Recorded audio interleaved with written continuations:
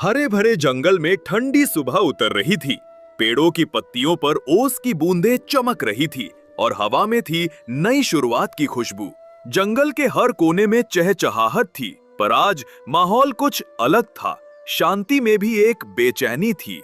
उस जंगल में दो सच्चे मित्र रहते थे, एक चतुर खरगोश और एक कोमल स्वभाव का हिरन। दोनों की दोस्ती सबके लिए मिसाल थी। हिरन सभी की मदद करता, घायल पक्षियों को पानी पिलाता, बूढ़े हाथी के लिए पत्ते लाता।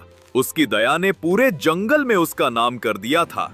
एक दिन जंगल के पास बने तालाब में शेर राजा का सबसे प्यारा मुकुट गिरकर गायब हो गया। मुकुट सुनहरी धूप में चमकता था और वही जंगल के गर्व का प्रतीक था। सब घबरा गए। आदेश हुआ, जिसने भी देखा तुरंत दरबार में बताए। खरगोश ने बताया कि उसने आखिरी बार हिरन को तालाब के पास देखा था। सब हैरान रह गए। हिरन? वो तो सबसे दयालु है, सबने कहा। लेकिन शक की लहर हवा में तैर रही थी। शेर राजा ने जंगल दरबार बुलाया।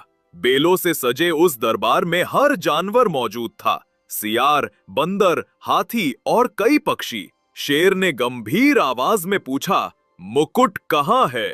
हिरन की आंखें नम थी। मुझे नहीं पता महाराज। सियार बोला, राजा जी, तालाब के पास हिरन के पैरों के निशान मिले हैं। सबकी नजरें हिरन पर टिक गईं। हिरन ने कुछ नहीं कहा। खरगोश ने आगे बढ़कर कहा, वो मेरे लिए पानी भरने गया था, झूठा दोषी मत ठहराइए। पर किसी ने खरगोश की बात नहीं मानी। दरबार में सन्नाटा छा गया। शेर ने निर्णय तक पहुंचने के लिए आदेश दिया कि सुबह तक सच्चाई सामने लानी होगी। रात में जंगल में गहरी चुप्पी थी। खरगोश ने अकेले में हिरन से पूछा, तू सच बता, तू ही था ना वहां? हिरन की आंखों से आंसू बह निकले। मैंने मुकुट को छुआ, बस देखना चाहता था। उसकी चमक ने मुझे बांध लिया और वो तालाब में गिर गया। मैं डर गया।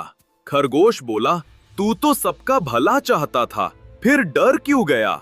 हिरन ने कहा, कभी कभी दया के चेहरे पर भी डर का पर्दा होता है।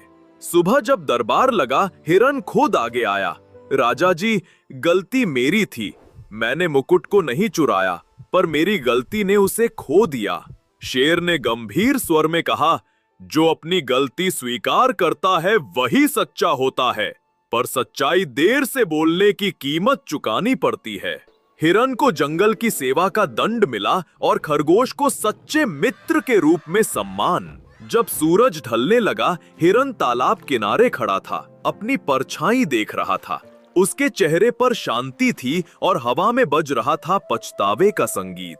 कहानी सिखाती है, झूठ का मुखौटा उतारने में देर लगे तो भी सच्चाई का चेहरा सबसे सुंदर होता है।